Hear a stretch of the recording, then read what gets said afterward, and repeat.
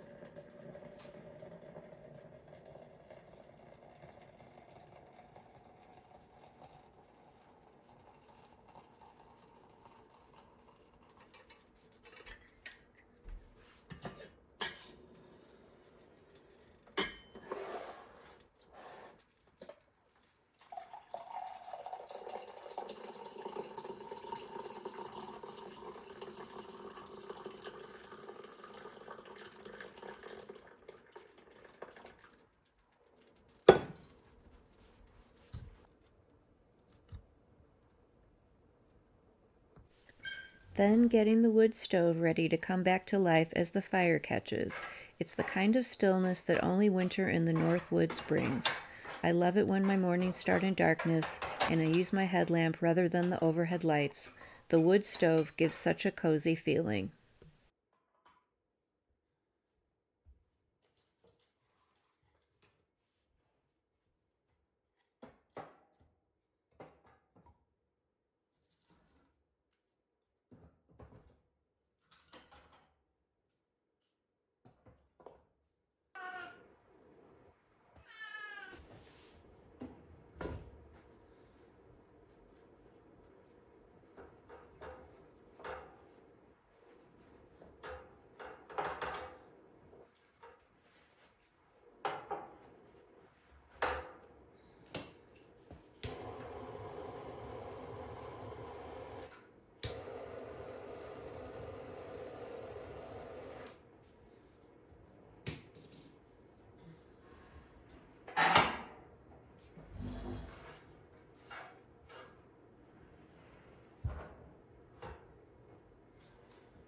To begin what must be begun.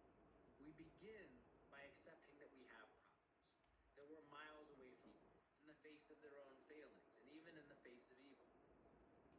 Yes, you have to accept some problems.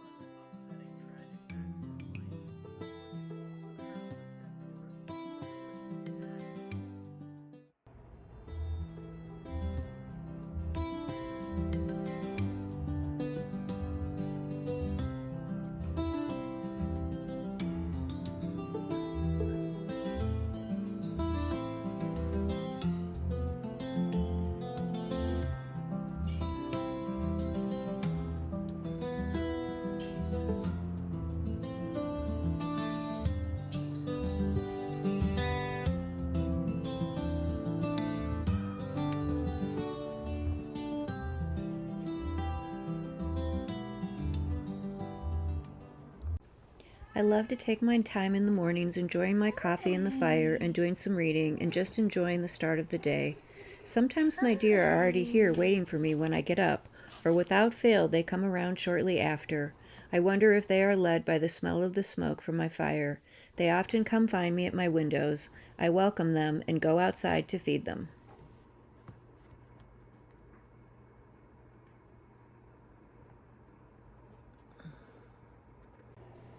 Today I'm preparing a little extra snack for my deer. I often cut up corn tortillas, which are healthy for them when they only contain corn and water. Flour is not tolerated well by deer, and I've learned that whole corn can also cause them problems.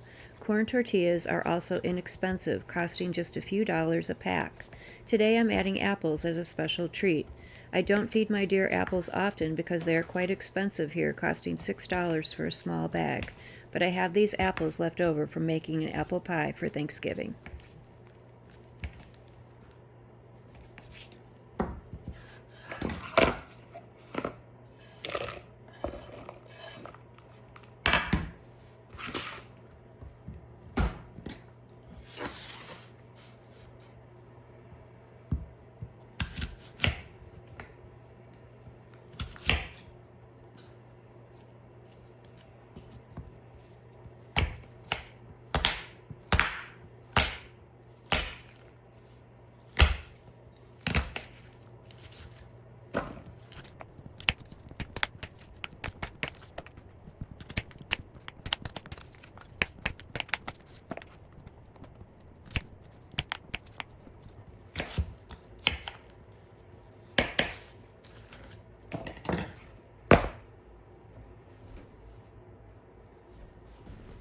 I'm adding a little pink Himalayan salt. I don't give it to them all the time, but it's generally thought to be good for deer to have salt for digestion and general health.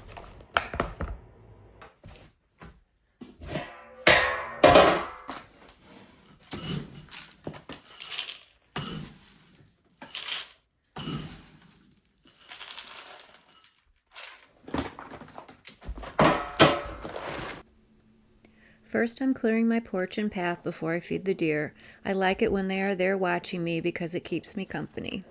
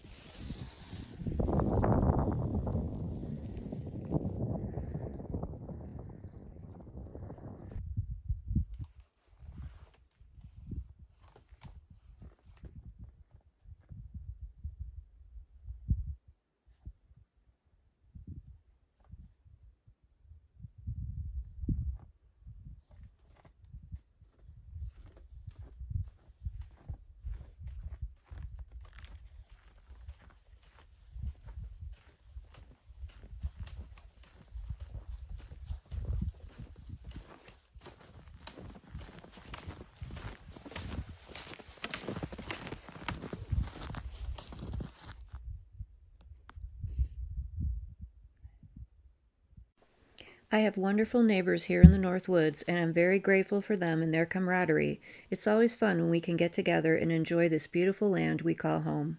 On this day, two of my neighbors were going out clearing snowshoe trails in our backwoods, and I went along with them a ways to get some footage. Their wives often help them clear the trails, but today it was just the two of them, and I tagged along part of the way. The more people you have, the better the first time you break a trail, so you can get it packed down really good.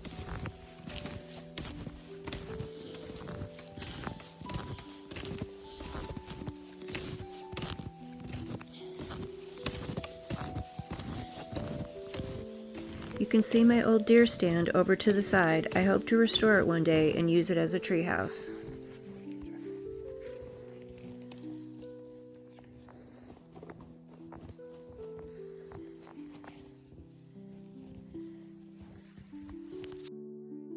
Here's the bench I've shown before. It was a gift from my mom, and I drug it all the way out here on my wheelbarrow.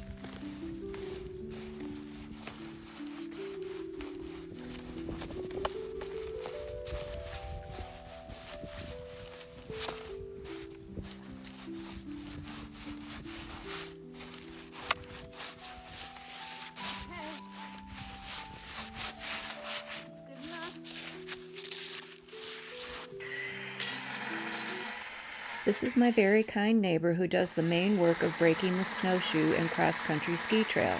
He has this small chainsaw he can carry easily to cut the downed trees over the trails.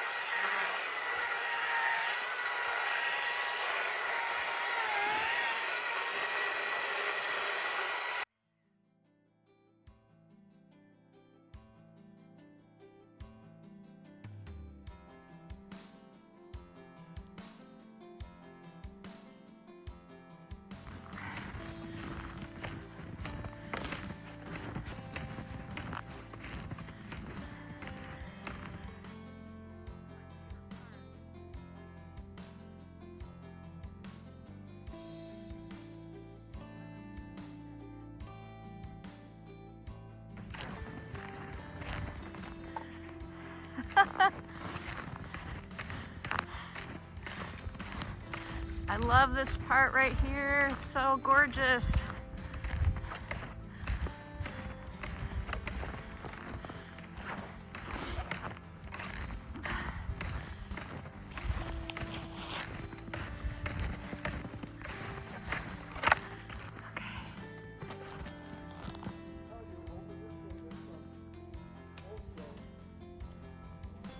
After we broke the trail from my house through the backwoods, I said goodbye to the guys as they continued on their way breaking the snowshoe trail, and I headed back to my cabin.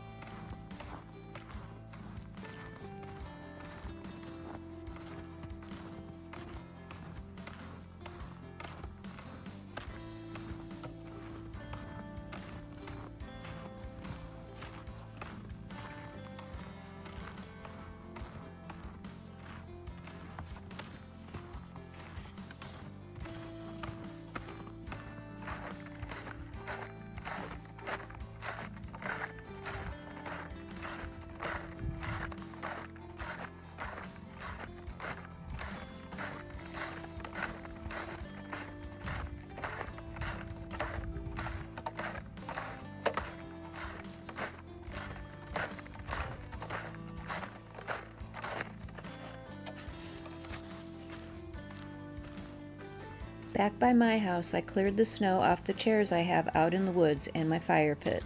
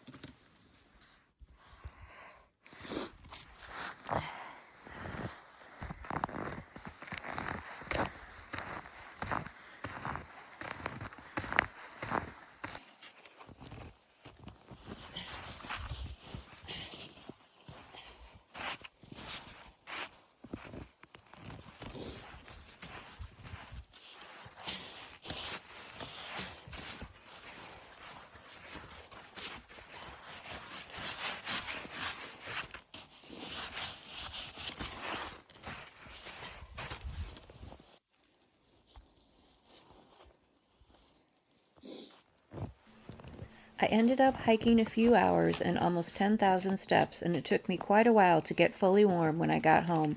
It was so cold out that day that even though I had 2 pairs of wool socks on under my heavy-duty boots, leggings and insulated pants, and 2 shirts under my snowsuit, it still took a long hot bath and snuggling up under a heated blanket for a few hours before I felt fully warm.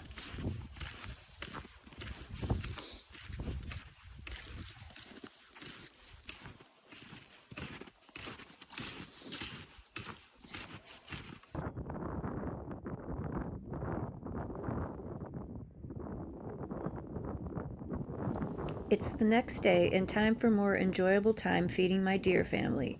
I've given the story about these 5 deer in a prior video. The older adult named Fawn I've had for 4 years since she was very young and first came with her twin brother and mother.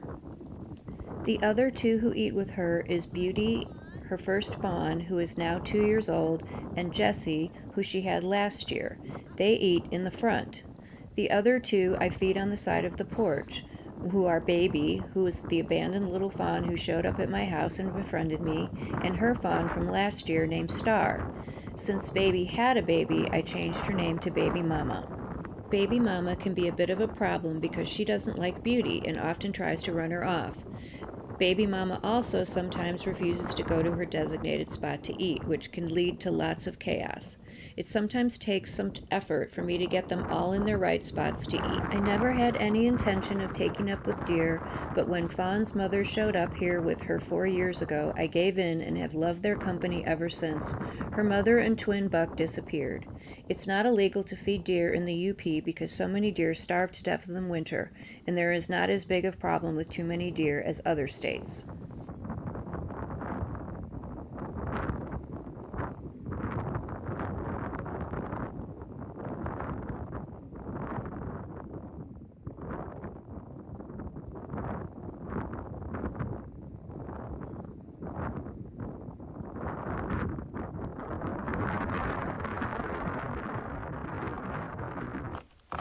As we move through the woods, I want to slow down and look a little closer at the trees. Using the growth factor method, I'll measure some of the biggest trees on my property to estimate their age. I'm using a special logging measuring tape that has a hook on the end to fit in the tree so you can wrap it around the tree to measure the circumference. This seems to be the largest eastern hemlock in my hemlock grove down by the lake.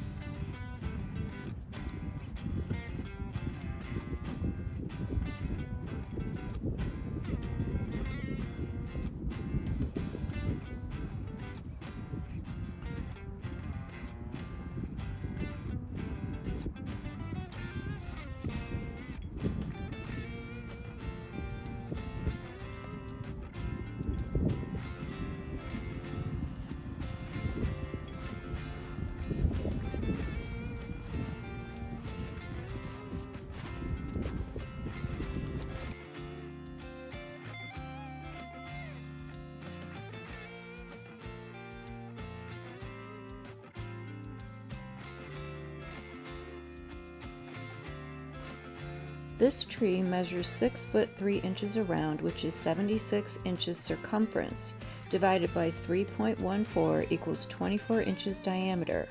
Multiply that by the growth factor, which is 3.5 for old growth hemlocks, which equals 85 years old. Now let's look at the largest white pine I have.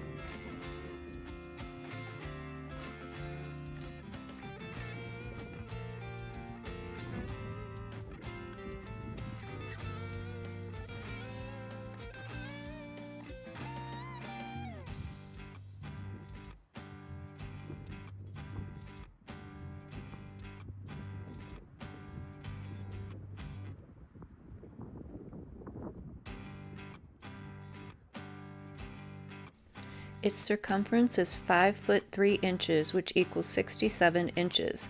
Divide that by 3.14 is 21. Multiplied by the growth factor for white pines is 5, which equals 105. This white pine is 105 years old.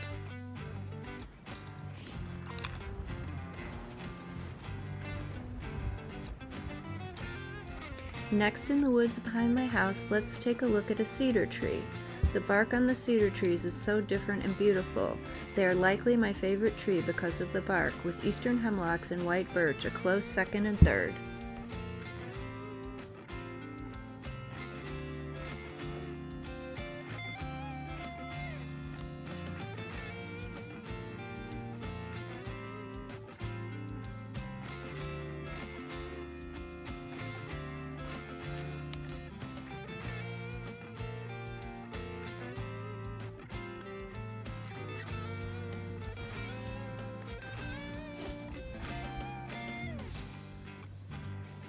This tree's circumference is 5 foot 1 inches, which equals 61 inches. Divided by 3.14 equals 19, multiplied by the growth factor for cedars is 5, which equals 97 years old.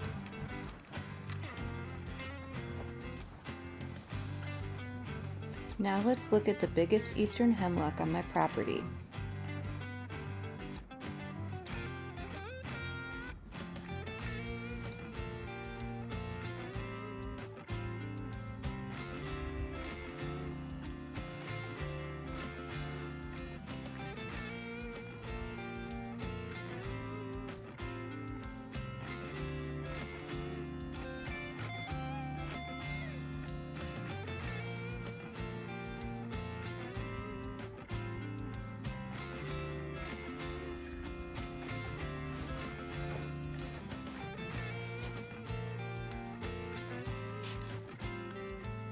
Their circumference is 7 foot 5 inches, which equals 90 inches, divided by 3.4 equals 29 inches diameter, multiplied by the growth factor for old growth hemlock is 3.5, which equals 102 years old. What's interesting is that the growth factor for eastern hemlocks is lower than most trees, so even though they are bigger, that doesn't automatically mean they are the oldest.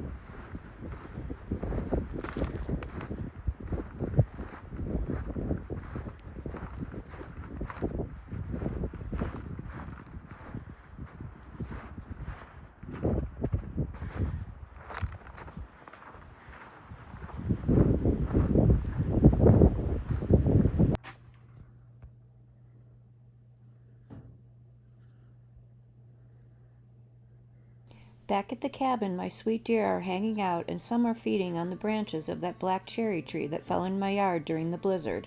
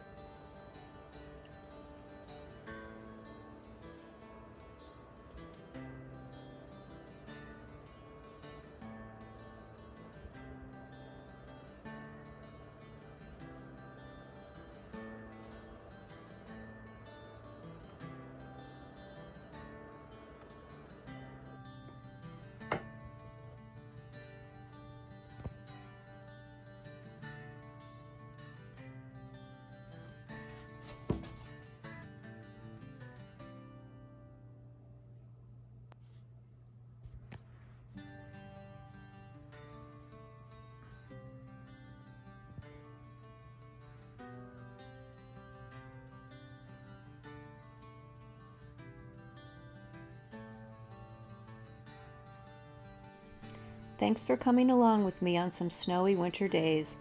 Please consider subscribing to my channel where I share with you my Northwoods cabin life and explore the amazing history and interesting places in the UP.